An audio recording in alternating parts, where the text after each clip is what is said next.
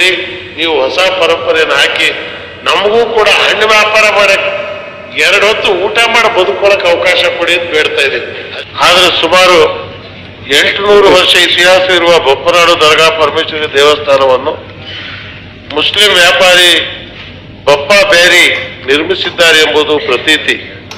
ಮುಸ್ಲಿಮರು ಮೊದಲು ಪ್ರಸಾದವನ್ನು ಸ್ವೀಕರಿಸುವ ಅವಕಾಶ ನೀಡುವ ಅಪರೂಪದ ಸಂಪ್ರದಾಯಕ್ಕೂ ಇದು ಹೆಸರುವಾಸಿಯಾಗಿದೆ.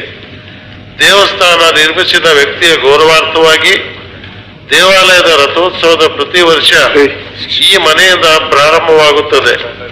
ವಾರ್ಷಿಕ ಉತ್ಸವದ ಮೊದಲು ಪ್ರಸಾದವನ್ನು ಬಪ್ಪು ಬ್ಯಾರಿ ವಂಶಸ್ಥರಿಗೆ ನೀಡಲಾಗುತ್ತಿದೆ. ಪ್ರತಿಯಾಗಿ ಕುಟುಂಬದವರು ಹಣ್ಣು ಮತ್ತು ಹೂವುಗಳನ್ನು ದೇವಿಗೆ ಅರ್ಪಿಸುತ್ತಾರೆ. ಹಾಗಿದ್ದರೂ ಸಹ ಇಲ್ಲಿ ಮುಸ್ಲಿಂ ವ್ಯಾಪಾರಿಗಳಿಗೆ ನಿರ್ಬಂಧ ಹೇರಿರುವುದು ಖಂಡನೀಯ.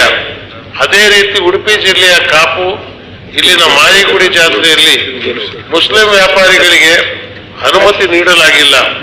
ಪಡುಬಿದ್ರಿ ಮಹಾಲಿಂಗೇಶ್ವರ ದೇವಸ್ಥಾನದ ರಥೋತ್ಸವದಲ್ಲೂ ಮುಸ್ಲಿಂ ವ್ಯಾಪಾರಿಗಳ ನಿರ್ಬಂಧ ಹಾಕಲಾಗಿದೆ.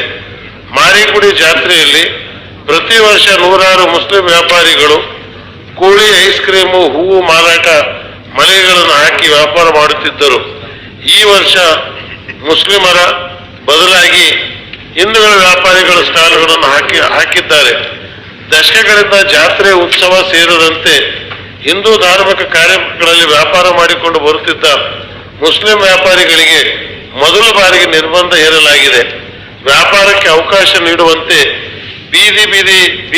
ಬೀದಿ ವ್ಯಾಪಾರಿಗಳು ಹಾಗೂ ಜಾತ್ರಾ ವ್ಯಾಪಾರಿಗಳು ಒಕ್ಕೂಟದ ಕಾರ್ಯದರ್ಶಿ ಕಾಪು ಮಾರಿಗುಡಿ ದೇವಸ್ಥಾನದ ಮಂಡಳಿಗೆ ಮನವಿ ಮಾಡಿದರೂ ಪ್ರಯೋಜನವಾಗಿಲ್ಲ.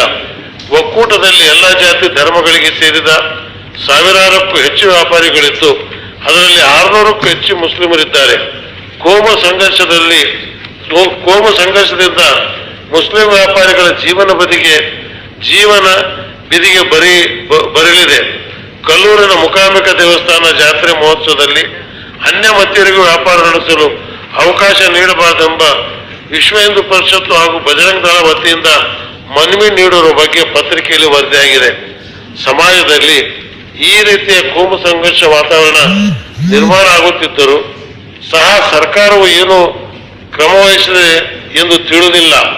ಆದ್ದರಿಂದ ಈ ವಾತಾವರಣಕ್ಕೆ ಅವಕಾಶ ನೀಡದೆ ಸಮಾಜದಲ್ಲಿ ಶಾಂತಿ ಕಾಪಾಡುವಂತೆ ಜಾತ್ರೆಯಲ್ಲಿ ಮುಸ್ಲಿಂ ವ್ಯಾಪಾರಿಗಳಿಗೆ ಯಾವುದೇ ರೀತಿಯ ನಿರ್ಬಂಧ ಹೇರಬಾರದೆಂದು ಈ ಮೂಲಕ ಸರ್ಕಾರವನ್ನ ಒತ್ತಾಯಿಸುತ್ತೇನೆ. ಬಸವಣ್ಣನ ನಾಡು, ಕುವೆಂಪು ನಾಡು, ದಯವಿಟ್ಟು ನಾನು ನಿನ್ನೆ ಉತ್ತರ ನಿಮ್ದು ಅಸೆಂಬ್ಲಿಯಲ್ಲಿ ನೋಡಿದೆ. ಹಿಂದೆ ಆಗಿತ್ತು, ಮಾತಾಡಂಗಿಲ್ಲ ಅಲ್ಲಲ್ಲ ಹಿಂದೆ ಆಗಿತ್ತು ಅಂತ.